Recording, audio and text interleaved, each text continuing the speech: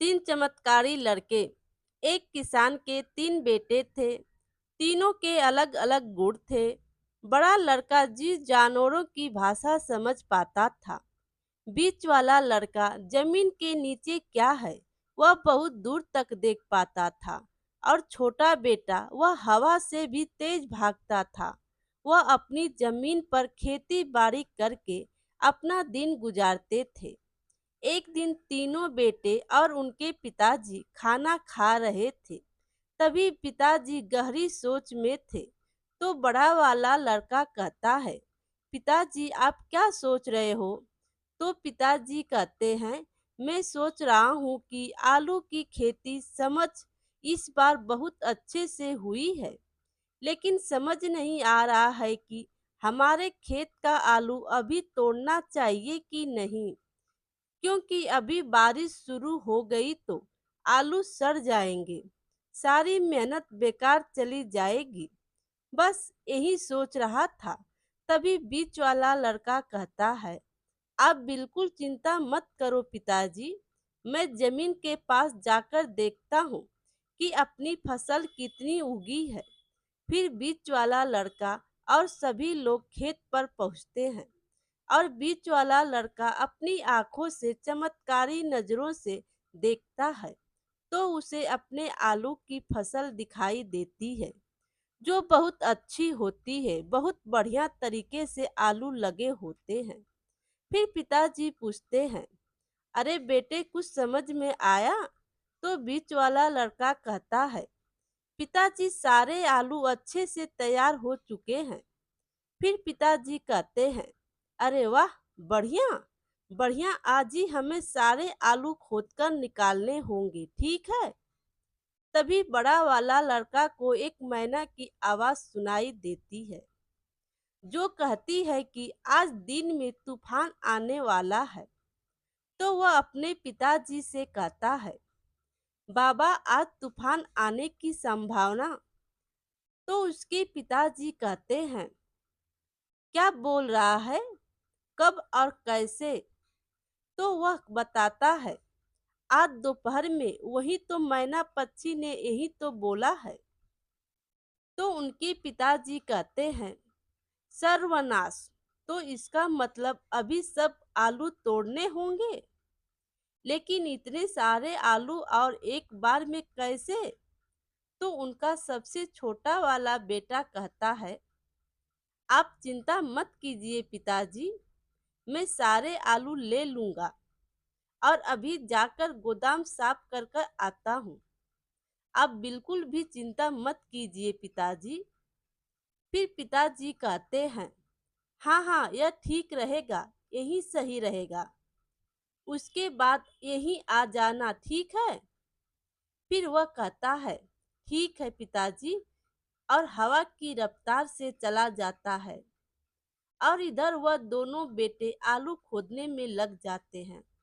तभी उसी रास्ते से गांव का एक व्यक्ति बाजार से आता है। तो उन लड़कों के पिताजी उस व्यक्ति से कहते हैं, अरे ओ श्यामू भैया, बाजार से आ रहे हो क्या? तो वह व्यक्ति कहता है, हाँ भैया। तो लड़कों के पिताजी कहते हैं, तो क्या इतनी सुबह सुबह बाजार खत्म हो गई? फिर श्यामू भैया कहते हैं, अरे आपने वह खबर नहीं सुनी क्या? तो वह पूछते हैं, कौन सी खबर श्यामू भैया? तो श्यामू भैया कहते हैं, अरे हमारे राज्य में एक राजा ने आक्रमण किया है। तो बीच वाला लड़का कहता है, यह क्या बोल रहे हैं बड़े पापा? अब क्या होगा? फिर श्यामू ताऊ जी कहते हैं, यह तो मैं नहीं जानता बेटा, यह सुनकर ही मैं बाजार से लौट आया हूँ। मैं तो घर जा रहा हूँ। किसी भी समय वो राजा हमारे गांव में भी आक्रमण कर सकता है। तुम लोग भी जल्दी जल्दी अपने घर चले जाओ। फिर उन लड़कों के पिताजी कहते हैं, अरे लेकिन आलू तो अभी सारे तोड़े ही नहीं गए। तभी उनका सबसे छोटा वाला लड़का आ जाता है और कहता है, पिताजी, पिताजी आपने सुना? तो पिताजी कहते हैं, सुना हूँ बेटा। तो वह लड़का कहता है, चलिए पिताजी, पहले मैं आपको घर छोड़कर आता हूँ, उसके बाद भैया को घर लेकर जाऊंगा। फिर बड़ा वाला लड़का भी कहता है, पिताजी आप घर जाइए, भाई बिल्कुल सही कह रहा है, हमारा यहाँ रुकना बिल्कुल सही नहीं है। तो पिताजी कहते हैं, हाँ ठीक है, तो चलो। फिर छोटा वाला लड़का अपनी पीठ पर पिताजी को लादकर हवा की रफ्तार से घर चला जाता है और दोबारा आकर दोनों भाइयों को भी ले जाता।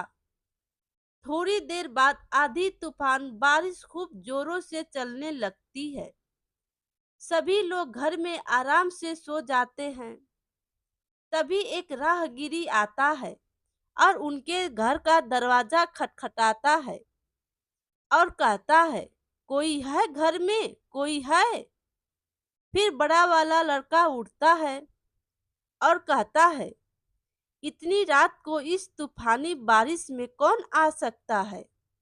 फिर वो राहगीरी कहता है, दया करके दरवाजा खोलिए। तो बड़ा वाला लड़का दरवाजा खोल देता है और कहता है, आप कौन है? तो वह राहगीरी कहता है, देखिए मैं तूफान में अपना रास्ता भटक गया हूँ, तो क्या आज रात में आपके यहाँ रुक सकता हूँ? फिर उन लड़कों के पिताजी कहते हैं, लेकिन फिर वह राहगीरी कहता है, आप चिंता मत कीजिए, बारिश रुकते ही मैं यहाँ से चला जाऊंगा। मैं इस गांव में एक रिश्तेदार के घर पर आया था, लेकिन तूफान इतना है तो मैं रास्ता भटक गया। तो उनके पिताजी कहते हैं, अच्छा ठीक है, आप हमारे मेहमान हैं, आज रात आप यहीं रुकिए, ठीक है? हाँ, वह राहगीरी घर के अंदर घुसने ही वाले होते हैं, तभी सियार जोर से चिल्लाता है और उनके बड़े वाले लड़के को समझ आ जाता है कि सियार यह कह रहा है कि यह अपने राज्य के महाराजा हैं, जो वेश बदल के आए हैं। फिर बड़ा वाला लड़का हाथ जोड़कर कहता है, प्रणाम महाराज। तो वह राहगीरी चौंकते हुए कहता है, राजा, राजा कौन है? तो बड़ा वाला लड़का कहता है, क्यों महाराज, आप तो इसी राज्य के राजा है ना, बोलिए। फिर वह राहगीरी कहता है, लेकिन तुम्हें कैसे पता चला कि मैं राजा हूँ?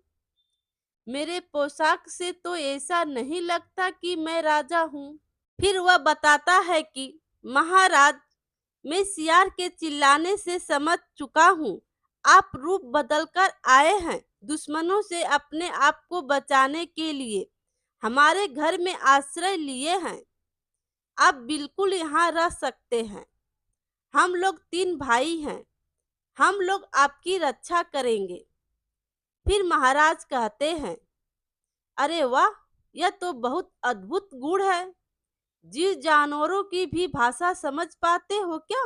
बात है, तुम्हारे पास और भी कोई गुण है, जिस गुण से मैं अपना हारा हुआ राज्य भी वापस पा सकूं? फिर बीच वाला लड़का कहता है, महाराज, दरअसल बात यह है कि हम तीनों में कुछ अलग अलग गुण है। मेरा बड़ा वाला भाई जानवरों की भाषा भी बोल पाता है और समझ ही पाता है, और मैं जमीन के नीचे बहुत दूर तक देख पाता हूँ।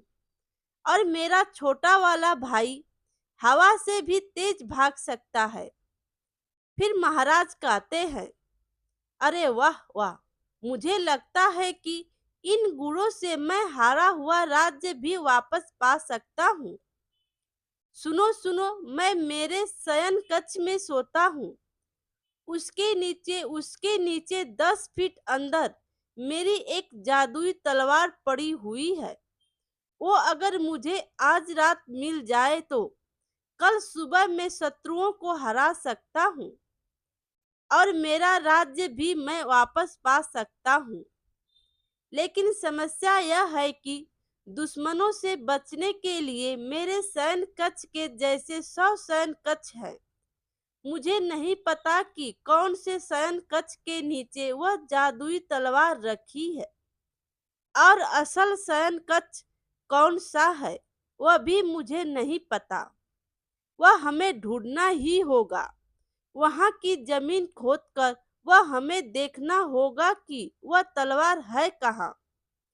फिर बड़ा वाला लड़का कहता है, आप बिल्कुल चिंता मत कीजिए महाराज, हम लोग जाएंगे और जितनी जल्दी संभव हो सके आपकी तलवार आपको आप तक पहुंचा देंगे। फिर महाराज पूछते हैं, लेकिन तुम लोग वहां तक पहुंचोगे कैसे? दुश्मनों ने मेरे महल को चारों ओर से घेर लिया है, चारों ओर पहरा लगा हुआ है। तो छोटा वाला लड़का कहता है, उसकी आप चिंता मत कीजिए महाराज, मैं इतना तेज जाऊंगा कि कोई मुझे देख ही नहीं पाएगा। यह बोलकर पिताजी और राजा का आशीर्वाद लेकर तीनों भाई वहां से निकल गए और महल के दरवाजे के सामने झाड़ियों में छिप जाते हैं। और महल के पहरेदार आपस में बात कर रहे थे कि सुना है इस राज्य के राजा हमसे बचने के लिए भाग गए हैं। दूसरा पहरेदार कहता है, हमारे राजा बनेंगे इस राज्य के राजा और हम कर लेंगे इस राज्य पे कब्जा।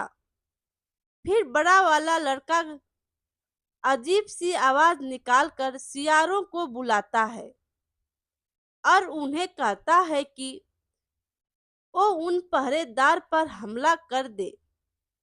उन सियारों के झुंड को देखकर पहरेदार डर के कहते हैं, अरे बाप रे भागो, और वहां से भाग जाते हैं। फिर छोटा वाला भाई कहता है, बड़े भैया आप यहाँ रहकर पहरा दो, मैं और बीच वाले भैया महल के अंदर जाकर वह जादुई तलवार को खोजते हैं और लेकर आते हैं। वे दोनों इतनी तेजी से महल के अंदर घुसते हैं कि किसी को पता ही नहीं चलता कि बीच वाला भैया कहता है, और अब हमें राजा का असली सैन्य कक्ष ढूंढना होगा। हर कक्ष में जमीन के नीचे ढूंढना होगा कि वह तलवार कहाँ है। वहीं हमें ढूंढना है। वह काम हमें सावधानी से करना होगा। यह बोलकर बीच वाला बेटा हर कक्ष में देखने लगा और बहुत ध्यान से देखने लगा। कुछ ही वक्त के बाद उन्हें असली कक्ष मिल ही गया। फिर बीच वाला भाई छोटे वाले भाई से कहता है, भाई यही है वह कक्ष, इसी कक्ष में है राजा जी की असली तलवार।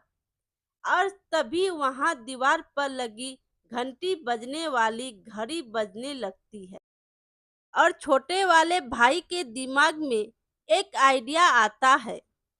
फिर वह अपने बीच वाले भाई से कहता है, भैया मेरे दिमाग में एक विचार आया है।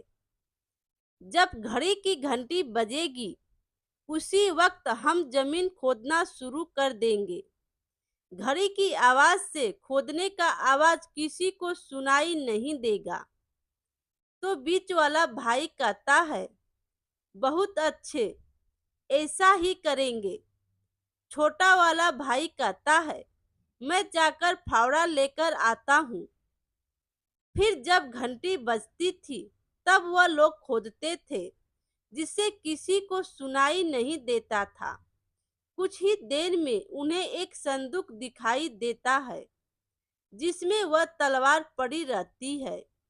तो वह कहता है, भैया तलवार दिख गई मुझे। फिर बीच वाला कहता है, तो लेकर जाओ उसे। फिर उसे कहता है, हम और ज्यादा देर नहीं कर सकते। यह तलवार लेकर जल्दी से राजा के पास पहुंच जाते हैं। तो छोटा वाला कहता है, चलो भैया, राजा उधर घर पर इंतजार कर रहे होते हैं। तभी तीनों भाई तलवार लेकर आ जाते हैं और कहते हैं, यह लीजिए आपकी तलवार। फिर राजा तलवार को लेते हुए कहते हैं, तुमने असंभव काम को संभव कर दिखाया है बेटे। बहुत अच्छा। तुम्हारे बिना मुझे नहीं लगता कि यह तलवार मेरे लिए कोई लाभ पाता। यह बिल्कुल संभव नहीं था। यह तलवार 100 आदमी को मार सकती है। अब मैं इस तलवार से सारे शत्रुओं को मार दूंगा। अगले दिन राजा उस तलवार को लेकर युद्ध के मैदान में उतरते हैं।